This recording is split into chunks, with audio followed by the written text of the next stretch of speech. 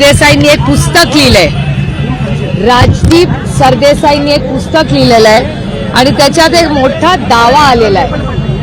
एजन्सीचा गैरवापर करून विरोधी पक्ष फोडणे, घर फोडणे, पक्ष फोडणे हे पाप आणि असंविधानिक मशीन मध्ये टाकून भारतीय जनता पक्ष सत्ता स्थापन करते.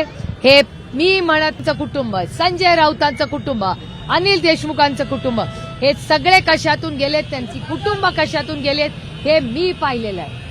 आणि आरोप करणारे देवेंद्र फडणवीस, मला त्यांना प्रश्न विचारायचा आहे की त्यांनी आणि अदृश्य शक्तींनी याचं उत्तर द्यावं लागेल. फाईलवर मुख्यमंत्री झाल्यावर जे विरोधात होते, ज्यांच्या विरोधात देवेंद्र फडणवीसांनी आरोप केले, त्या अजित पवारांना बोलून त्यांनी ती फाईल दाखवली. लढा, आमच्या घरातल्या महिलांवर का तुम्ही आरोप करताय?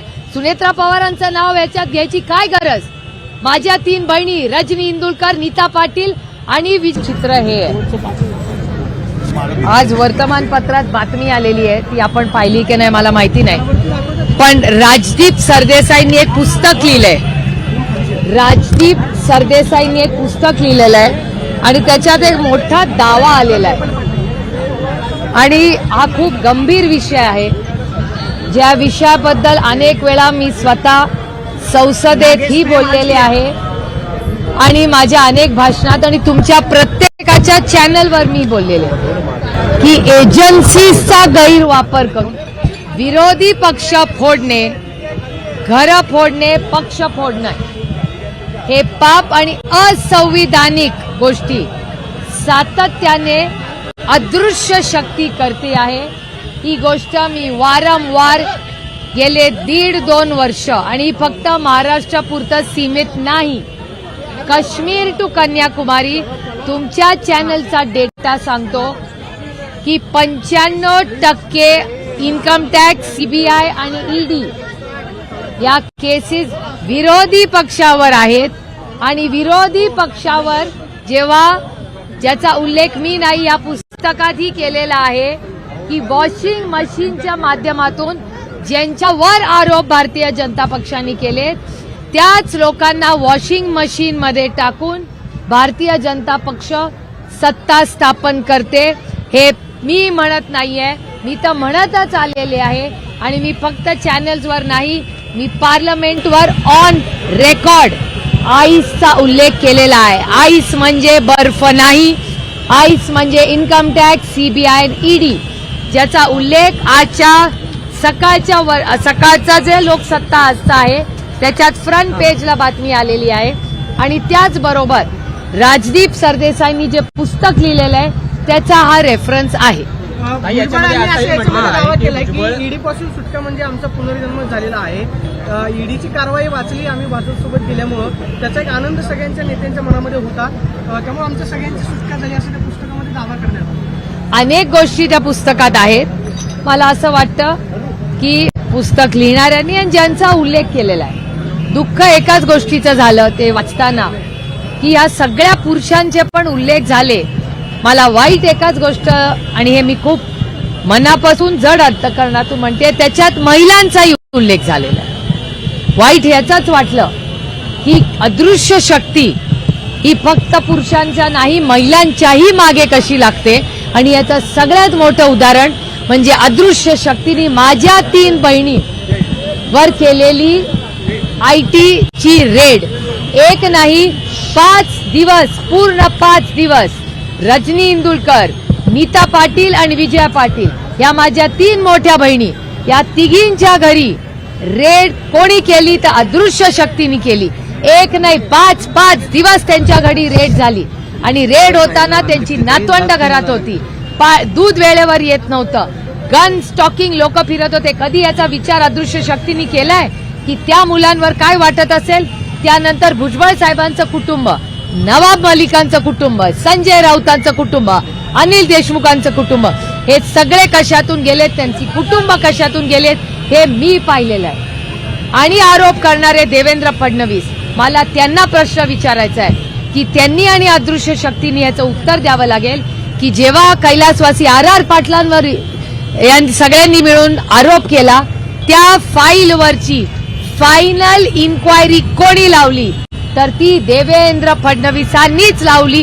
त्यांची मुख्यमंत्री म्हणून त्याच्यावर सही आहे. आणि त्याच केसमध्ये त्याच फाईलवर मुख्यमंत्री झाल्यावर जे विरोधात होते, ज्यांच्या विरोधात देवेंद्र फडणवीसांनी आरोप केले, त्या अजित पवारांना बोलून त्यांनी ती फाईल दाखवली. हा गुन्हा आहे. देवेंद्र फडणवीसांनी खरं तर त्यांच्यावर आपण खटला भरला पाहिजे. कारण का देवेंद्र फडणवीसांनी फक्त आम्हाला कुणाला नाही, या राज्याला फसवलं. या राज्याचा मुख्यमंत्री म्हणून की ज्यांच्यावर देवेंद्र फडणवीसांनी आरोप केले त्यांच्यावर इन्क्वायरीज लावल्या, ते मुख्यमंत्री असताना त्या इन्क्वायऱ्या सुरू केल्या. मग त्यांना घरी बोलवून घेतलं. एक तर फाईल घरी आणलीच कशी आणली, तरी विरोधी पक्षांना ज्यांच्यावर देवेंद्र फडणवीसांनी आरोप केले त्यांना दाखवली कशी, या सगळ्याची उत्तरं देवेंद्र फडणवीसांना द्यावी लागतील. आणि याचंही उत्तर देवेंद्र फडणवीस आणि अदृश्य शक्तीला द्यावं लागेल. सुनेत्रा वहिनींचं पण नाव आहे, सुनेत्रा वहिनींचं पण नाव आहे त्याच्यात. हेच तर दुर्दैव आहे की या पुस्तकामध्ये रेफरन्स येताना सुनेत्रा पवारांचंही नाव आहे. आता सुनेत्रा पवारांचा उल्लेख करायची काय गरज होती याच्यामध्ये? महिलांना कशाला आणताय याच्यामध्ये? हा आरोप आहे माझा या सरकारवर. अरे तुमची लढाई राजकीय आहे ना, तर आमच्याशी लढा. आमच्या घरातल्या महिलांवर का तुम्ही आरोप करताय? सुनेत्रा पवारांचं नाव याच्यात घ्यायची काय गरज?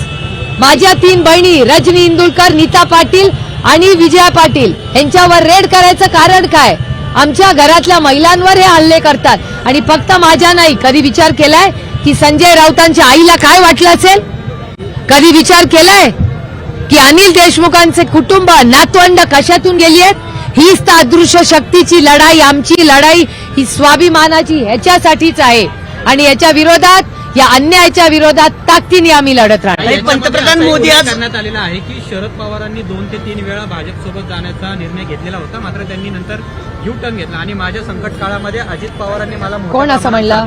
छगन भुजबळांनी उल्लेख केलेला आहे. त्याच्या त्या पुस्तकामध्ये तुम्ही सगळ्यांनी तुम्ही सिलेक्टिव्हली प्रश्न विचारलाय. तुम्ही वाचलाय का सगळं? मेन मुद्दे जे आहेत मेन नाही, मेन सगळं वाचलाय का? ह्याच्यामध्ये असंही लिहिलेलं आहे की शरद पवारांना जाऊन हे पुस्तकात कोट अनकोट पूर्ण दाखवा माझा कोट, याच्यातच याच पुस्तकात कोट असं लिहिलेलं आहे की हे सगळे ईडी, हे मी म्हणत नाहीये, हा कोट भुजबळ साहेबांचा आहे असं हे पुस्तक म्हणतंय, मी काही म्हणत नाहीये.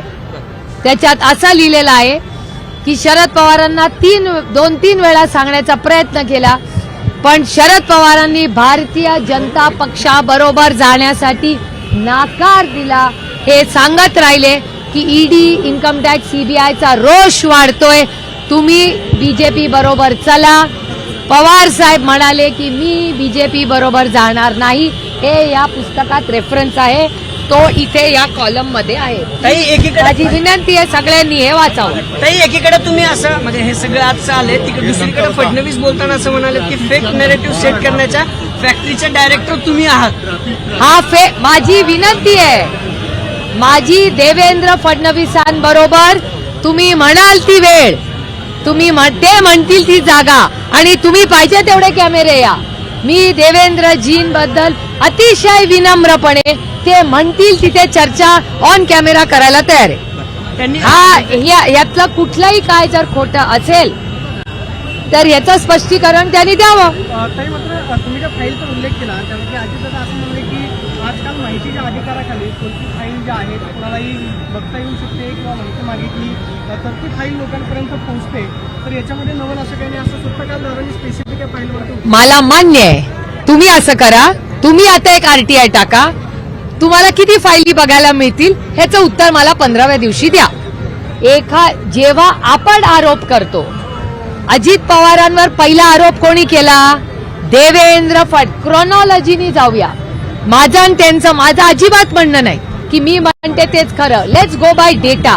क्रोनॉलॉजी काय सांगते की भ्रष्टाचाराचा पहिला आरोप हा देवेंद्र फडणवीसांनी अजित पवारांवर केला, मान्य सगळ्यांना.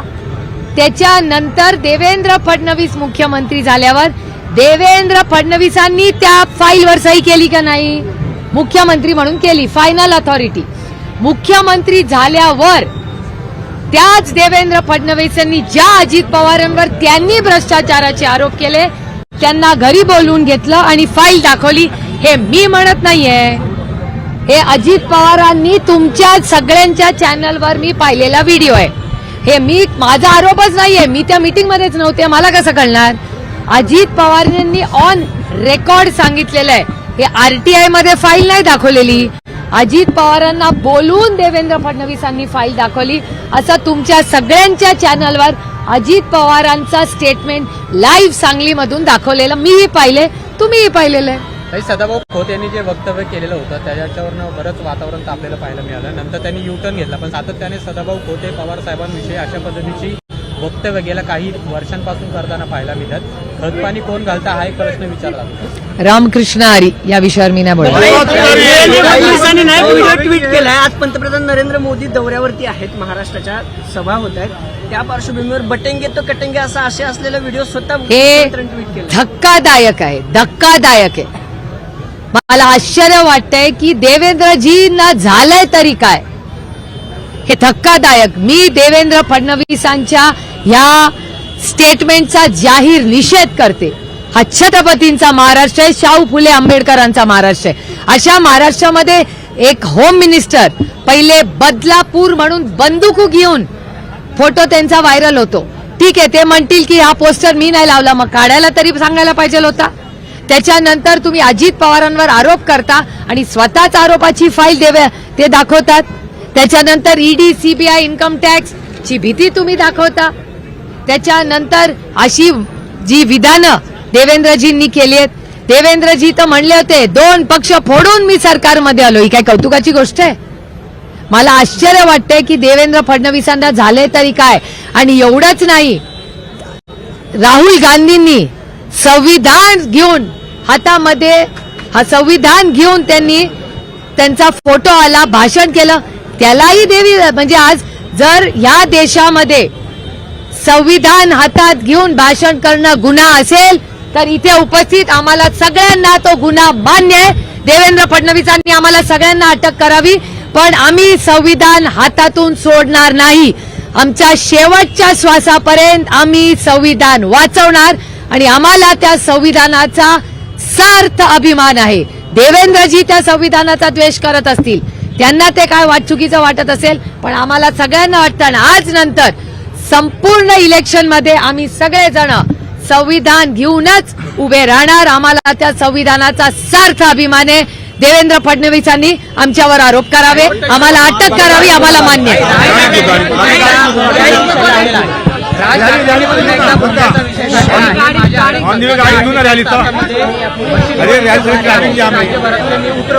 पुन्हा एकदा हिंदू आणि मुस्लिम असा वाद होतोय, प्रयत्न केला जातोय. अहो, एक इकॉनॉमिक्स मध्ये एक टर्म आहे, इकॉनॉमिक्स मध्ये एक टर्म आहे की आपण करायला जातो आणि झालंच दुसरं. त्यांनी जेव्हा हे काढलं ना की भोंगे उतरणार, भोंगे उतरणार, सगळ्यात मोठं नुकसान कुठे झालं माहितीये? शिर्डीला. शिर्डीला पहाटेची आरती बंद झाली गावाला ऐकायची. किती नाराज झाले सगळे लोक. भुजबळ हिंदीत आहे, हिंदी भुजबळ हिंदी हिंदी इलेक्टोरल पॉलिटिक्स नाही हिंदीमध्ये, भुजबळ हिंदीमध्ये नाही, हिंदी हा हिंदीत आहे. रैली घ्या ना ऑन दी वे.